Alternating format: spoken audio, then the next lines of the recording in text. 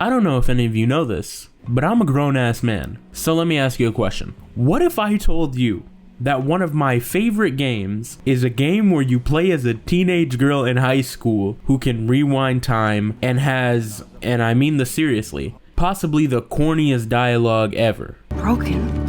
Man, are you serial? Oh, wow. brother! Life is Strange came out in 2013 and follows Max Caulfield, a student at Blackwell Academy, a boarding school in Arcadia Bay, Oregon, who upon seeing a switch for the first time, activates a superpower to rewind time. She'll have to use this power to defeat local tweakers, help her annoying friend Chloe, and uncover a sinister plot surrounding her town. To be honest though, she lives in Oregon, so there's always a sinister plot going on. I actually really like Life is Strange. It's got probably top 5 soundtracks in a game I've played, and I really like the art style, and the actual mechanics of being able to make decisions and rewind them is very cool. I just have to get over the fact that, you know, I'm a grown-ass man essentially playing the Telltale version of Euphoria.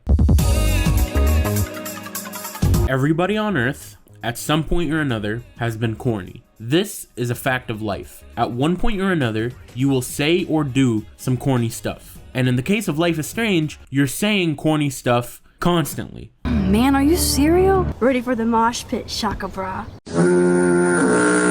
I will tell you this as somebody who's played this game to completion now twice. If you can't get over the cringy dialogue, you're gonna start wishing you had rewind powers, so you could rewind yourself into never playing this game. It's very difficult to take a story with really serious themes seriously when the main character is like, oh my friend got a gun pulled on her at school. Shaka bra. Bro, what does that even mean? This game has a lot of really serious themes, like sexual assault, drug abuse, suicide, and depression. Like, there is a lot of very serious and heavy topics getting talked about in this game. And I'm of the opinion that topics that serious should be getting talked about seriously. There is nothing serious about Kate dropping some heavy trauma and then Max going, wowzers. Doug, if I was talking about something serious with my friends and they said wowzers as a response, there is nothing you can say to me to convince me that things will get better. Everybody in this game talks like they're from Kung Fu Panda, and a lot of people like to defend the cringy dialogue by saying, oh, that's just how teenagers talk. No! This is not how teenagers talk. This is like if you asked a 40-year-old to imagine dialogue between teenagers. You crack me up, Maxter.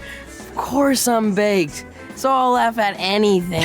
I'm not gonna lie to you. The dialogue is a really rough thing to get over. But that's not even the only corny or annoying aspect about this game. A lot of the characters are super annoying. And like, I get that some of these people are my enemies, like Nathan or Victoria and David, but why is Chloe, who is supposed to be my best friend in this game, constantly causing problems for me? Like here, Max overuses her powers to the point where she passes out, and the second she woke up, Chloe put a gun in her hand? Bro, she could be having a brain bleed, and you're like, you know what'll fix this potentially fatal injury? Firearms. She's constantly trying to make Max feel bad for trying to help Kate, which I think was the right choice in hindsight because I saved Kate from trying to do a swanton bomb off the top rope. And in general, she's just really not helpful and talks way too much. It's like I'm Naruto, but I've been forced to team up with Kiba all day. It's not fair. And this isn't necessarily an aspect of the corniness, but I despise David. Even though David is super corny, he plays the stereotypical evil stepdad, and pretty much nobody likes him except Joyce. But my problem with David isn't that he's corny. It's that he's actually my enemy. Like, actually. There's a moment where I'm hanging out with Chloe and she's smoking weed, or as David would call it, is that grass? And so this weed actually makes Chloe more sad, but that's neither here nor there. But the way he was moving when he walked into Chloe's room, I thought he was actually gonna hit Chloe with a flying spinning back fist or something. So like a good friend, I took responsibility for the weed even though it wasn't mine. And then later we talk about it and I tell him it wasn't my weed and he believes me and we have like not a nice moment but a decent one. And then after I save Kate from killing herself, this Debbie Downer, this piece of shit hall monitor, this bastard, this asshole rent-a-cop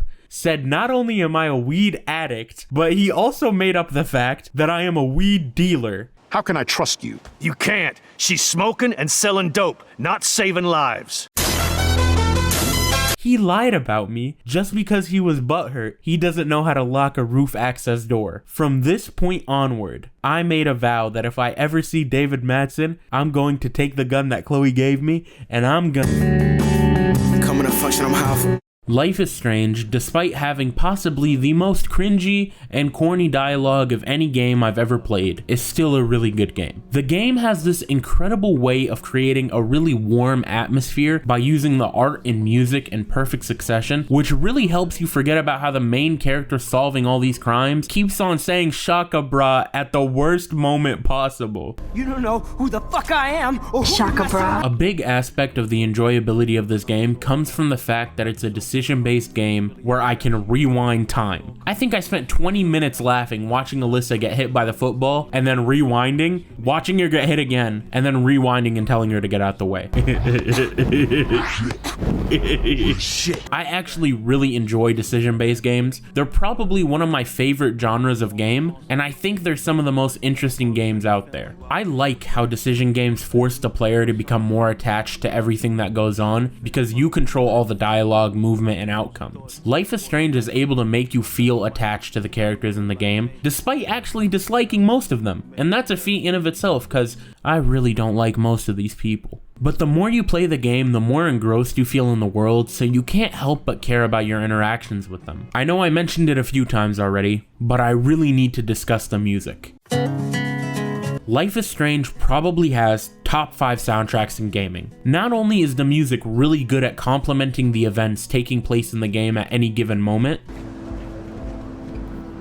but the music just sounds really nice and soothing. Life is Strange's music is one of the key factors as to why this game is enjoyable. It's able to help build atmosphere for what's going on in the game, as well as just give you something nice to listen to that isn't Max and Chloe going, "Yo, like this is hella bullshit. Are we being serial right now?" Despite the corniness that permeates the game and the dialogue and setting, I'm gonna be honest here. It's probably the most fun I've had playing a single player game in a long time. The game is extremely serious at particular moments, which I think is where the game excels and hits its peaks. Because no longer am I some lame high schooler getting in fights with the school bully. Now I'm actually in the middle of some crazy shit, like finding the body of a missing girl, saving a classmate from deleting herself, or helping a friend not get shot by this tweaker in the bathroom. In the middle of these very tense and important moments, I find myself actually feeling the tension and the gravity of whatever I'm getting into. The seriousness of this game is definitely where it excels the most, but even in the moments of levity, I find myself having a lot of fun and getting the chance to not take this whole thing too seriously. There's moments where I'm geeked, and there's moments where I'm locked in, and that is the perfect way to describe my experience playing Life is Strange. The game is very serious despite how cringe it feels at times, and this is a story with heavy themes and moments,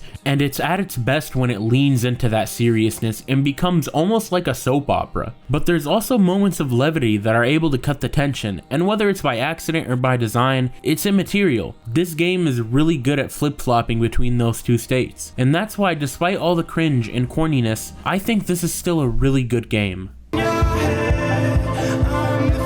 Life is Strange is my guilty pleasure video game. It's my guilty pleasure video game because, let's be honest, this game is goofy as fuck. The dialogue is very cringe a lot of the time, and you're playing as a teenage girl in high school, and in case you haven't noticed, I am not that. So I can't really relate to any of these characters, but even in the midst of all that, this game is still capable of having moments where I am completely locked in and focused. In the midst of all the cringe and corniness, it's actually a really good game, with a fascinating story, important themes, and an amazing soundtrack. I definitely think Life is Strange is one of those games that you have to play to understand. Like if somebody came up to me and was like, "Dude, there's this game where you play as a time-traveling teenager and you gotta solve crimes. Do I look like Mystery Inc? I'm not playing that shit." But while playing this game, I found myself engrossed in the story, the characters, and the atmosphere, and was actually having a lot of fun in the serious moments and in the moments of levity. And sure, while it is definitely my guilty pleasure game, Life is Strange is absolutely not a bad game. It has everything that a good game needs to reel you in and keep you there. And it's one of those games that'll have you going, "Man, life is strange." I'm sorry, please subscribe. Okay, bye.